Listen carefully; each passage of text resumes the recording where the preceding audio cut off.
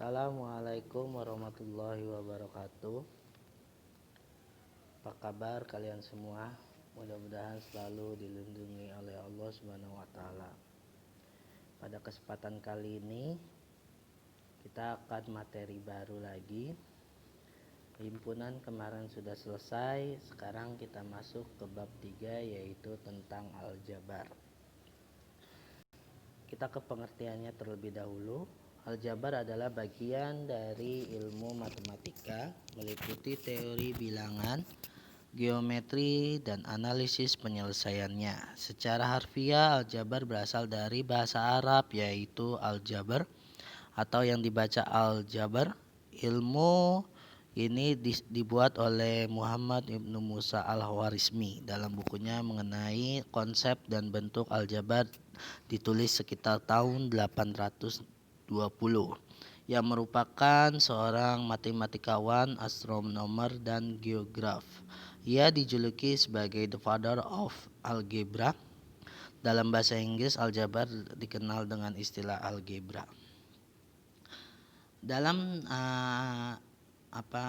aljabar ini yang perlu diperhatikan adalah bentuk aljabar dan rumus aljabar dasarnya, atau biasa komponennya yang perlu kalian harus tahu.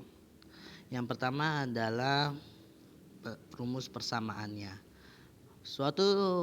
Persamaan suatu teknik matematika yang digunakan untuk menyamakan suatu permasalahan ke bentuk matematika dengan tanda persamaan atau sama dengan. Jadi kalau misalnya bentuk aljabar itu harus sama dengan, tidak boleh lebih dari, kurang dari, lebih dari, sama dengan, atau kurang dari sama dengan.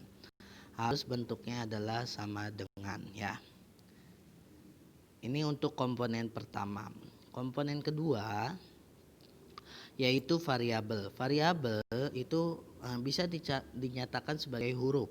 Misalkan A, B, boleh X, boleh Y, boleh Z, tergantung di soal.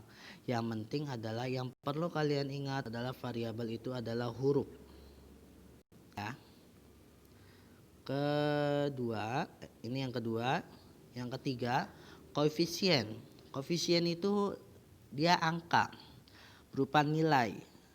Kalau misalkan dia koefisien ini harus berdekatan dengan variabel. Tadi variabel adalah huruf. Nih contohnya 3x, berarti koefisien dari x adalah 3, koefisien dari y adalah 4. Tapi kalau misalkan dia tidak ditulis seperti ini, itu dianggap 1. Contoh misalkan koefisien 3, misalkan Bapak tulis 3A 4B tambah 3C.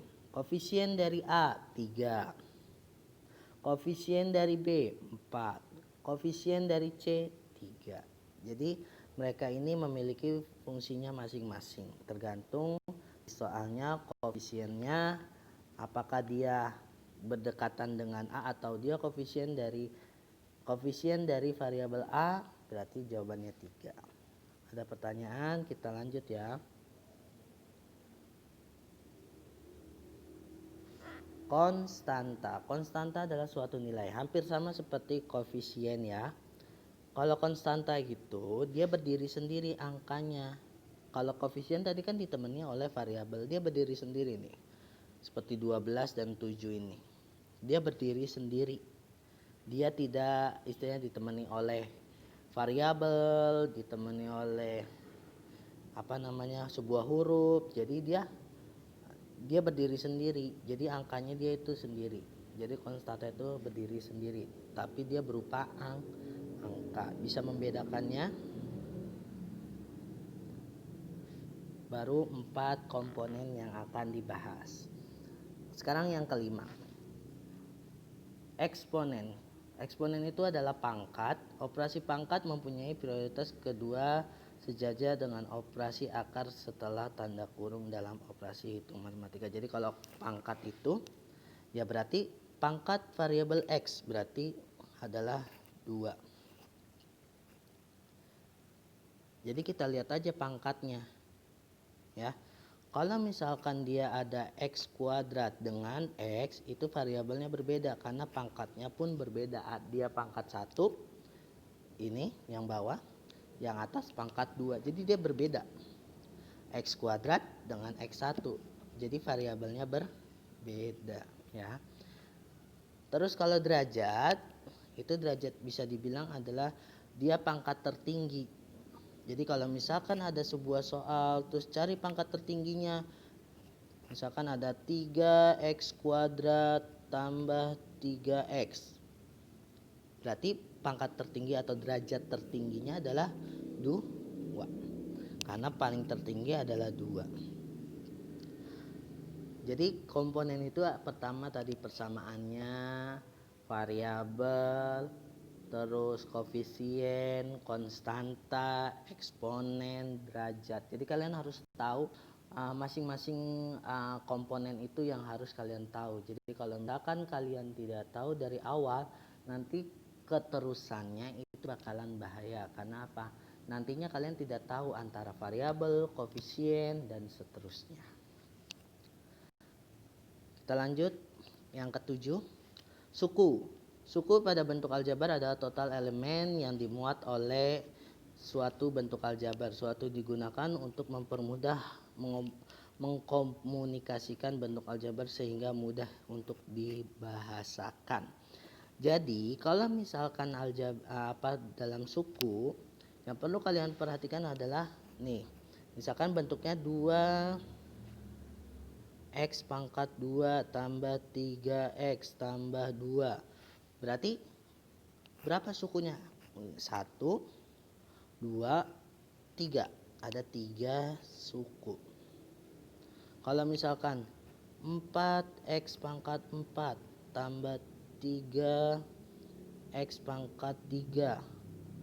Terus 2 dikurang 2x pangkat 2 tambah 3x tambah 5. Berapa komponen dia? Mulai 1, 2, 3, 4, 5. Ada 5 suku untuk soal yang kayak gini.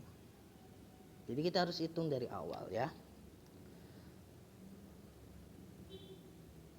Kita lanjut. Nah, suku itu dibagi 2, suku sejenis dan suku tidak sejenis. Kalau suku sejenis ya berarti cari yang sama aja variabelnya cari yang sama nih. Contohnya X, 2x, 3x, 4x. Walaupun angkanya beda depannya, yang penting adalah variabelnya sama semua. Itu yang dinamakan suku sejenis. Kalau dia berbeda, itu berarti misalkan kayak 2x, 2y, 3z, 4w. Beda semua kan variabel di belakangnya. Nah, di suku sejenis juga kalian harus perhatikan pangkat ya. Misalkan 3y, ini hapus dulu deh coba.